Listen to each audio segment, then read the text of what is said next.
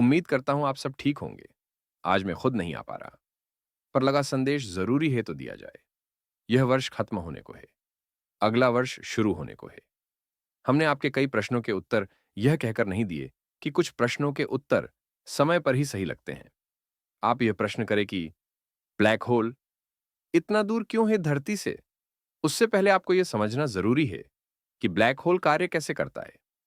अगर वह धरती के समीप होता, तो यह प्रश्न करने के लिए मानव ही नहीं होता।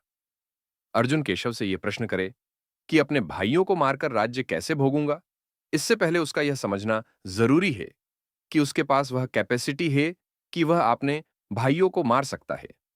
आने वाले वर्ष में जो भी घटनाएं होंगी, वह साधारण तो नहीं है।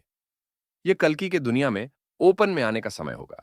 यही वर्ष तीसरा विश्व युद्ध को सामने ले आएगा। यही वर्ष उन दूसरी शक्तियों को कल्कि से मिलवाएगा और उन्हें प्रकट करेगा, जो कल्कि का साथ देने दोबारा इस धरती पर आई हैं।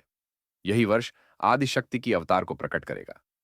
कहानियां लिखी जाती हैं, पर गाथाएं बनाई जाती हैं। गाथाएं मनुष्य के दिमाग की उपज नहीं है, उसकी कैपेसिटी के बाहर है। शताब्दियों का इतिहास मानव सभ्यता का। पर क्या महाभारत से अच्छी कहानी इस धरती पर दोबारा लिखी गई? महाभारत रामायण से बेहतरीन थी, और रामायण नरसिम्हा अवतार की कहानी से। जबरदस्त गाथा हे महाभारत की। दो कहानियां एक साथ चलती हैं, एक हस्तिनापुर की, दूसरी कृष्ण की। हस्तिनापुर की कहानी मुख्य है और कृष्ण की कहानी कहीं पीछे, पर धीमे धीमे करके कृष्ण की कहानी मुख्य बन जाती है। एक एक पॉइंट उस कहानी का। भीष्म अपने मरने का इंतजाम पहले ही कर चुके हैं। द्रोण के पुत्र के नाम का हाथी कुरुक्षेत्र में आ जाता है और भीम के हाथों मारा जाता है। सब कुछ जानते हुए भी कृष्ण की वह 5 गांव की संधि और यह कह देना कि इस महल का कोई योद्धा नहीं बचेगा, उसके बाद अपनी पूरी सेना ही दुर्योधन को दे देना। जयद्रथ अर्जुन युद्ध में पूरे दिन अर्जुन को घुमाना और जयद्रथ को यह विश्वास दिला देना, अर्जुन अब हार चुका है, अब तू सामने आ जा। और उसी सब के बीच में पूरी गीता कह देना। इसलिए महागाटा हे महाभारत ईश्वर की लिखी गई। अवतार की हर कहानी पहले से कठिन होती है, बहुत कठिन।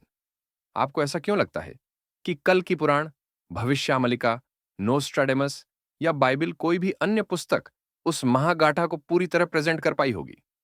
इतनी सरल कहानी नहीं है कलियुग के अंत की। यह ऐसी कहानी है जिसकी नींव शताब्दियों से ईश्वर प्रकृति ने राखी है, और कली को पूरा मौका दिया गया था अपने हिसाब से चीजें घुमाने का। इनमें से एक किताब कली की लिखी गई है। वह कल की लीला को भटकाने के लिए थी, कल्कि को रोकने के लिए थी। वह हम आपको आज नहीं बताएंगे कौन सी। समय आने पर आपको इस प्रश्न का उत्तर खुद मिल जाएगा, कौन सी। और वही ज्यादा जरूरी है, आप लोगों का खुद उस स्तर पर आना कि आप सही गलत, धर्म अधर्म खुद पहचान पाए। जबरदस्त वर्ष है आने वाला। शकुनी की चालों में अब कृष्ण की एंट्री होगी। कुरुक्षेत्र में अब ईश्वर आ जाएंगे। साजिशें होंगी, माया भी खेलेगी। प्रकृति अपने रंग में पूरी तरह से उतर आएगी। एक बार फिर से उंगलियों पर पर्वत उठेंगे। जो भी आप कल्पना नहीं कर पा रहे, आने वाले वर्ष सब दिखना शुरू हो जाएगा। कली सारी शक्तियों के साथ आया था, पर ईश्वर ने हर बार की तरह इस बार भी उससे पहली शक्ति जो छीनी थी, वह थी ईश्वर को पहचान पाने की एबिलिटी। बस अपने अहंकार में वह एक गलती कर गया। जहां उलझ गया, वहां फिर उसे ही खत्म होना था। मैं जानता हूं आप में से कई लोग निराश हैं, कईयों के प्रश्न हैं। इतना कुछ खराब हो चुका है, फिर भी अभी तक कृष्ण या कल्कि आए क्यों नहीं? क्यों सही रास्ते पर चलने वाले दुखी हैं? इस सब का अंत कहां है? यह वर्ष आपकी सोच बदल देगा, पूरी तरह से। यह सारी बात पूरी तरह आभास पर आधारित है। आप सब तो जानते ही है, मैं नहीं जानता कल्कि कौन है।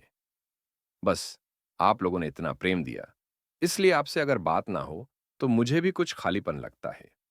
आज मैंने वीडियो इसलिए नहीं बनाया क्योंकि मेरे घर में कोई यह गाना सुन रहा है, पानी बरसा छम छम छम। इतने सीरियस वीडियो में वह गाना अगर आ जाता तो वीडियो की सीरियसनेस खत्म हो जाती।